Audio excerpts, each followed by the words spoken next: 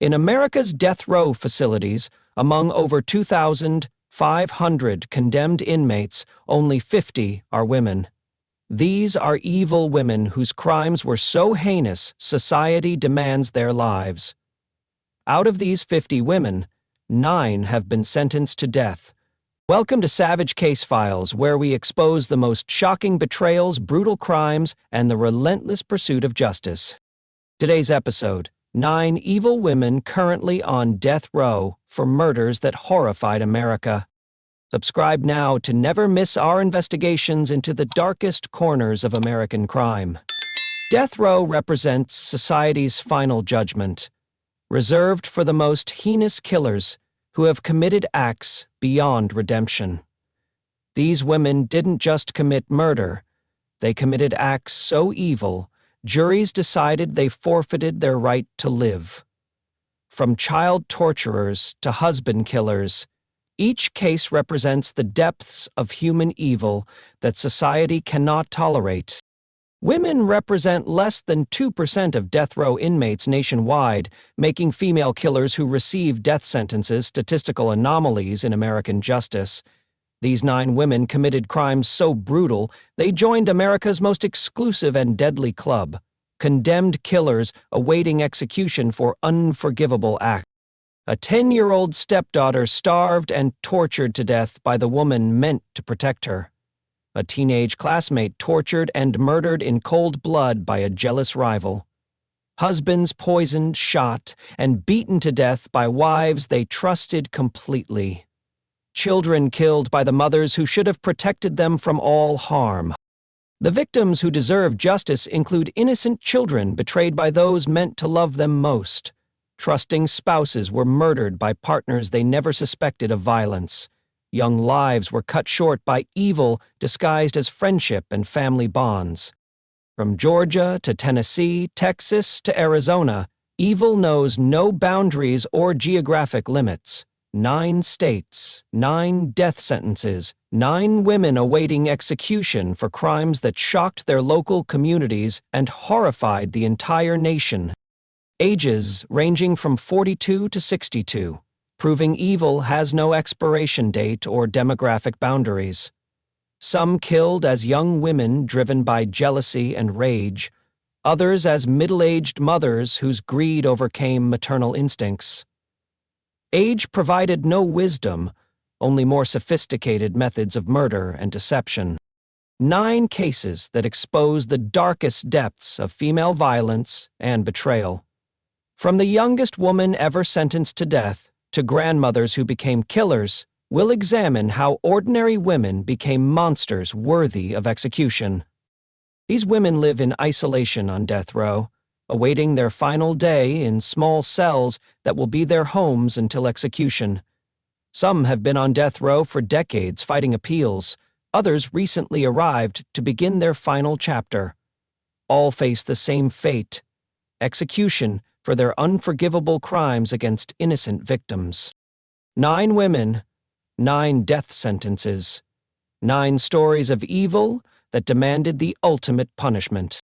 Case by case, we'll reveal how these women earned their place among America's most condemned killers.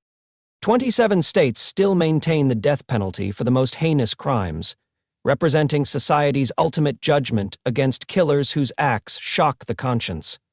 Capital punishment remains reserved for murders that go beyond typical homicides, cases involving torture, multiple victims, or crimes against children that demand the harshest possible response.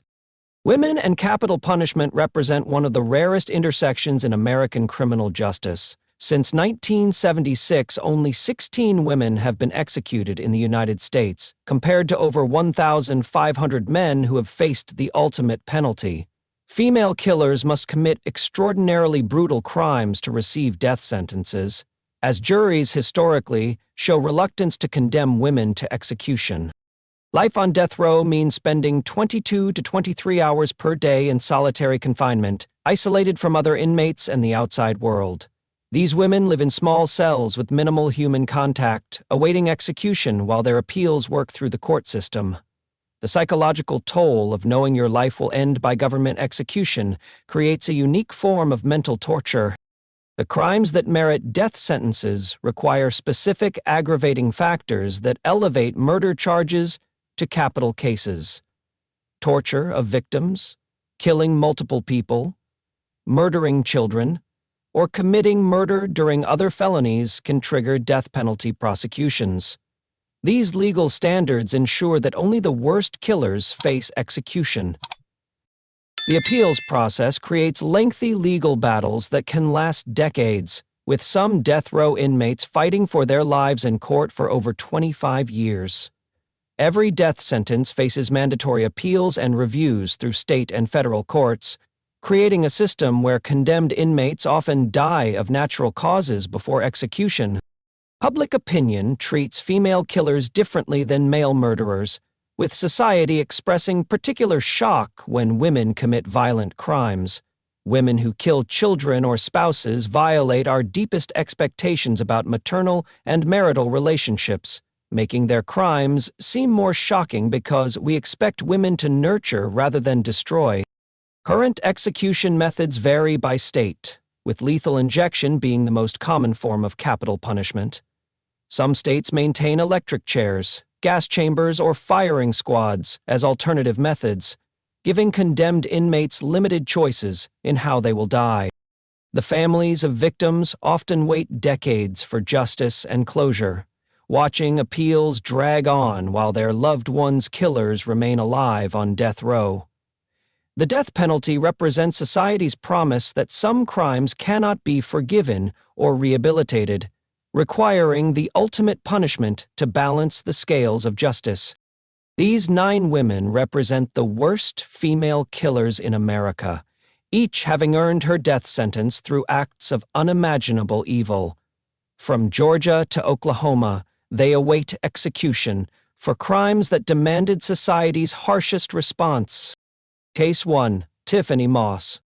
Tiffany Moss, born in 1983 and now approximately 42 years old, was supposed to protect and care for her 10-year-old stepdaughter Imani. Instead, she became the architect of one of Georgia's most horrific child abuse cases, systematically torturing an innocent child to death in 2013. Imani Moss was a vulnerable 10-year-old girl who should have found safety and love in her family home. She trusted Tiffany as her stepmother, never understanding why the woman who was supposed to care for her began treating her with increasing cruelty and violence. In 2013, Tiffany began a campaign of deliberate starvation against Imani, withholding food from the child while watching her waste away from hunger. What started as punishment escalated into systematic torture as Tiffany denied basic nutrition to a growing child who depended on her for survival. The starvation was accompanied by brutal physical abuse as Tiffany beat and tortured Imani repeatedly. The 10-year-old endured months of escalating violence, trapped in a home where her stepmother had become her tormentor and eventual killer. Imani's small body couldn't withstand the prolonged starvation and abuse. The child died from the torture inflicted by the woman who was supposed to protect her, becoming a victim of the ultimate betrayal by a trusted family member. When Imani died, Tiffany attempted to cover up her crimes and avoid responsibility for the child's death. She tried to hide the evidence of prolonged torture and starvation. But Imani's body told the story of months of systematic abuse and neglect. Georgia investigators discovered clear evidence of prolonged torture when they examined Imani's remains. The child's condition shocked experienced law enforcement officers and child protection workers who had seen many abuse cases, but nothing as severe as what Tiffany had inflicted. The case horrified Georgia communities and child protection advocates who couldn't comprehend how a stepmother could torture a helpless child to death. Imani's death became a symbol of the worst possible outcome when child abuse goes undetected and unchecked. Prosecutors charged Tiffany with murder and child cruelty, seeking the death penalty for the torture murder of a child. The evidence of systematic starvation and abuse was overwhelming, showing deliberate and prolonged cruelty that demanded the harshest possible punishment. The jury found Tiffany guilty and sentenced her to death for Imani's murder. Georgia's death row gained its newest female inmate as society declared that torturing a child to death merited execution. Tiffany currently sits on Georgia's death row, awaiting execution for the torture murder of her 10-year-old stepdaughter.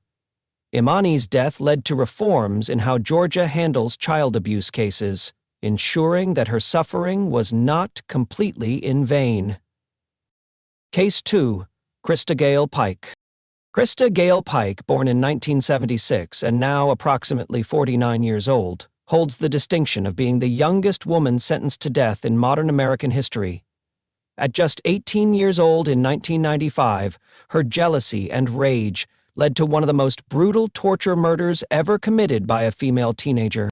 The Knoxville Job Corps Center in Tennessee was supposed to be a place of hope, where young people could build better lives through education and job training.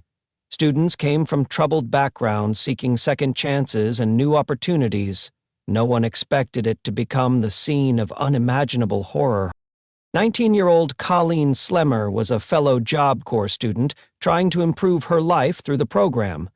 She had no idea that her classmate Krista's jealousy over a romantic interest was turning deadly, or that teenage obsession was about to cost her everything. Krista convinced herself that Colleen posed a threat to her relationship with a male student. What should have been typical teenage drama escalated into murderous obsession as Krista recruited accomplices to help her eliminate her perceived rival.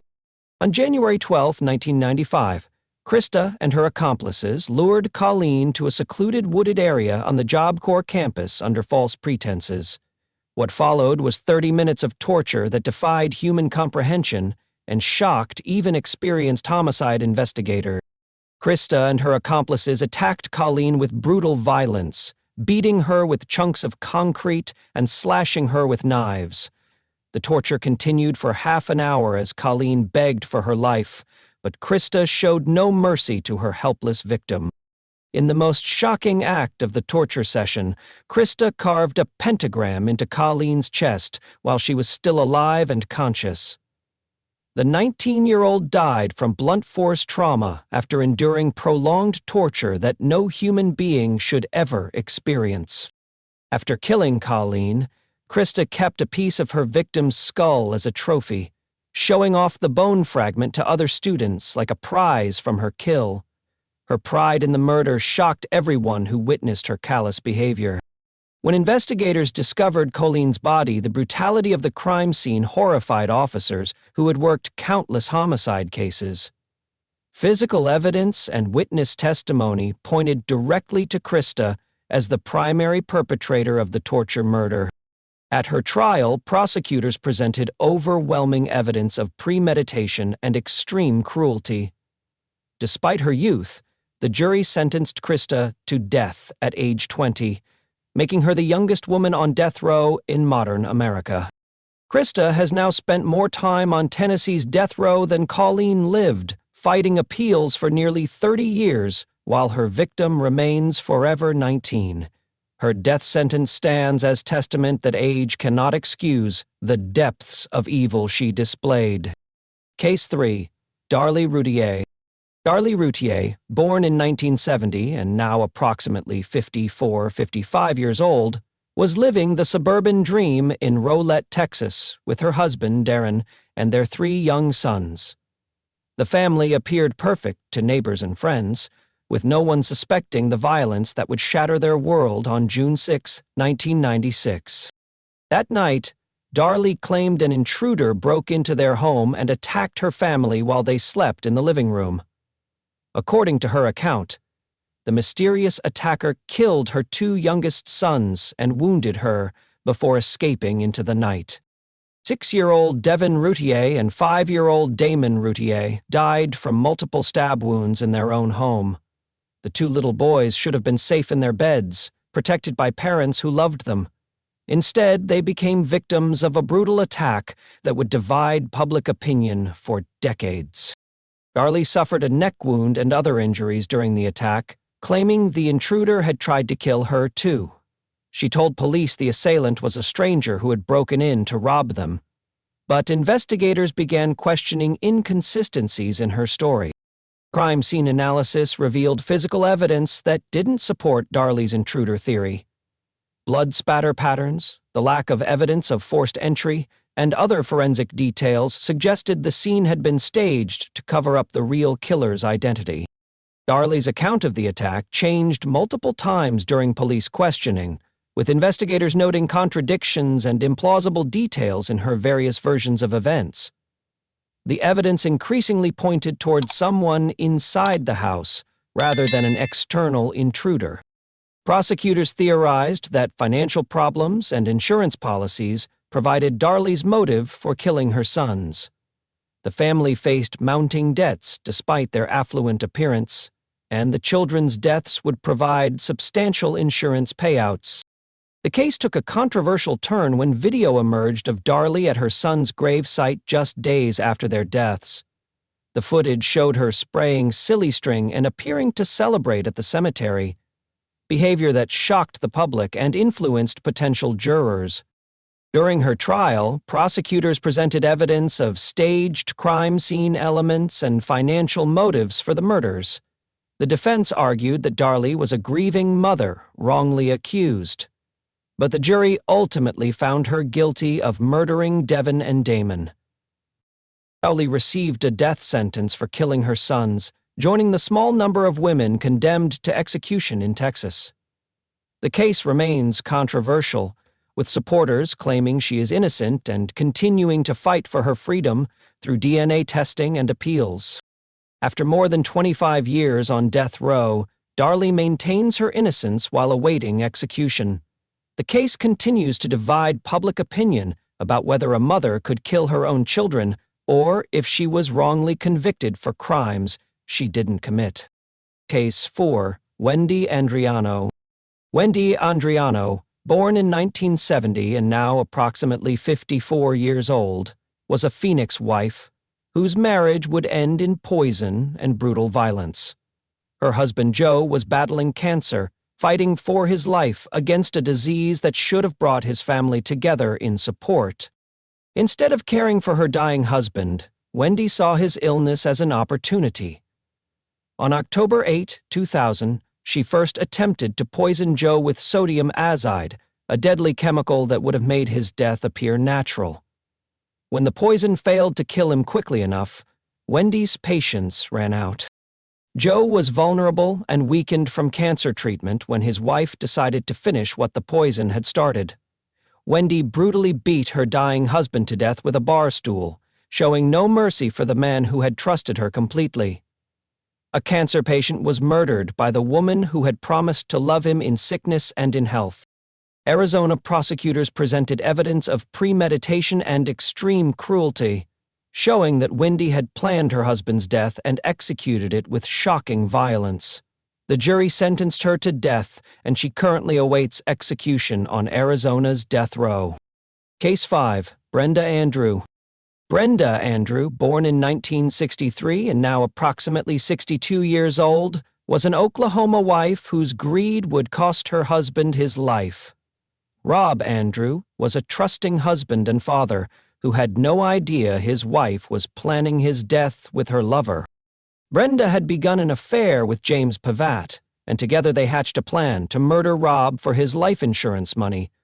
On November 20, 2001, they executed their deadly scheme, shooting Rob to death in what they hoped would appear to be a random crime. Rob trusted Brenda completely, never suspecting that the woman he had married and built a life with was conspiring with another man to kill him. He died for his wife's greed and her desire to start a new life with her lover, using his insurance money. The investigation revealed evidence of conspiracy and financial motive, with prosecutors showing how Brenda and Pavitt had planned the murder together.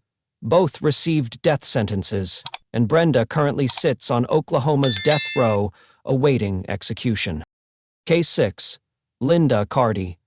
Linda Carty, born in 1968 and now approximately 56 to 57 years old, was a Texas woman whose desire for a baby led to kidnapping and murder. 25-year-old Joanna Rodriguez had just given birth when Linda decided to steal both her life and her newborn child. On May 16, 2001, Linda and accomplices kidnapped Joanna from her home, planning to kill the new mother and steal her baby. Linda intended to raise the child as her own, eliminating the real mother to cover up the kidnapping. Joanna died during the kidnapping, murdered by people who wanted to steal her newborn baby. The young mother had just brought new life into the world when Linda's obsession cost her everything. Fortunately, the baby survived and was rescued by police. Linda was convicted of murder and kidnapping, receiving a death sentence for killing Joanna and attempting to steal her child. She currently remains on Texas death row, condemned for a crime that shocked even experienced investigators. Case 7. Brittany Holberg. Brittany Holberg, born in 1973 and now approximately 52 years old, committed murder during a robbery in 1996 that would land her on Texas death row. Her crime involved the brutal killing of an 80-year-old man during what was supposed to be a simple theft. The elderly victim was vulnerable and defenseless when Brittany decided that robbery wasn't enough. He had to die. She beat and stabbed the 80-year-old man to death, showing no mercy for someone who posed no threat to her safety or escape. Brittany's violence went far beyond what was necessary for robbery, escalating to murder that shocked investigators with its brutality. The elderly victim suffered multiple injuries before dying at the hands of someone young enough to be his granddaughter. Texas prosecutors sought the death penalty for the murder, arguing that killing during the commission of a felony warranted the ultimate punishment. The jury agreed, sentencing Brittany to death for her role in the brutal killing. Case 8. Kimberly Cargill.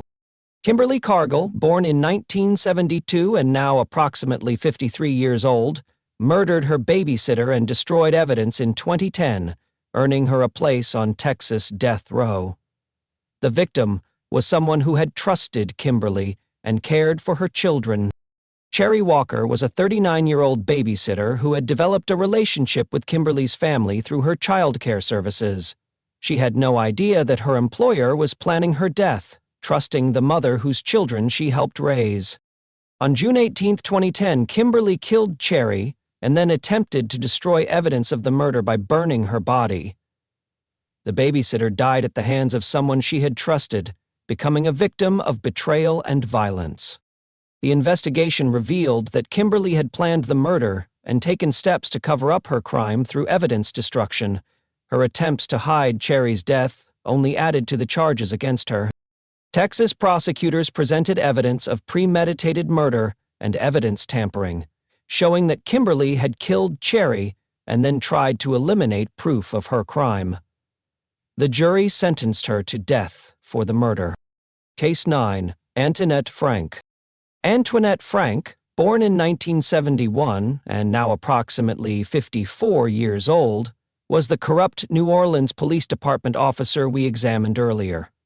Her 1995 triple murder, including a teenager while serving as a sworn officer, earned her a death sentence. As an NOPD patrol officer, Antoinette was supposed to protect and serve her community. Instead, she used her position and authority to facilitate robbery and murder at the Kim An restaurant where she worked security. The victims included Officer Ronald Williams II and siblings Ha and Quang Vu, with teenager Quang being among those executed during the robbery. Antoinette killed a fellow officer and innocent civilians for money. Her case represents the ultimate betrayal of public trust, as a sworn police officer became a killer who murdered the very people she was supposed to protect. Louisiana's death row houses this corrupt cop who chose crime over duty. 9 women, 9 death sentences, 9 stories of evil that demanded society's ultimate punishment. Tiffany Moss awaits execution for starving and torturing her 10-year-old stepdaughter to death. Krista Pike remains on death row nearly 30 years after becoming the youngest woman condemned for torture murder. Darlie Routier continues fighting appeals for killing her two young sons. Wendy Andriano faces execution for poisoning and beating her cancer-stricken husband. Brenda Andrew sits condemned for murdering her husband with her lover for insurance money. Linda Carty awaits death for kidnapping and killing a new mother to steal her baby. Brittany Holberg earned her death sentence for brutally murdering an 80-year-old man during robbery. Kimberly Cargill was condemned for killing her babysitter and destroying evidence.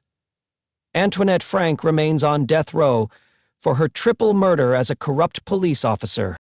These women represent less than 20% of all females currently on death row in America, having committed crimes so heinous that society demands their lives in return. Their acts of evil crossed every moral boundary, violating the most basic human expectations about protection, love, and trust. Which case shocked you the most? The stepmother who tortured a child to death through starvation? The teenager who carved pentagrams into her victim's chest? The mother who may have killed her own sons for insurance money? Share your thoughts on these cases that horrified America. Should women face the same death penalty as men for similar crimes? These 9 women committed acts as brutal as any male killer, showing that evil knows no gender boundaries. Their crimes against children, spouses, and innocent victims demanded the harshest possible response from the justice system. Do you believe any of these women deserve mercy or commutation of their death sentences? Some have spent decades on death row, fighting appeals, while others maintain their innocence despite overwhelming evidence. The debate over capital punishment continues as these women await their final fate. The victims deserve to be remembered: Imani Moss, Colleen Slemmer, Devon and Damon Routier, Joe Andriano, Rob Andrew, Joanna Rodriguez, Cherry Walker, and the victims of robbery and police corruption. Children, spouses, and innocent people who died at the hands of women they should have been able to trust. Some families have waited decades for justice and closure, watching appeals drag on while their loved ones' killers remain alive on death row. The death penalty represents society's promise that some crimes cannot be forgiven, requiring the ultimate punishment to balance the scales of justice. This has been Savage Case Files, examining evil that demands the ultimate punishment. Subscribe for more investigations into America's most shocking crimes. Hit the notification bell to never miss our deep dives into the darkest corners of human behavior. 9 women who chose evil over good, death over life. They await execution for crimes that shocked the nation and earned them places among America's most condemned killers.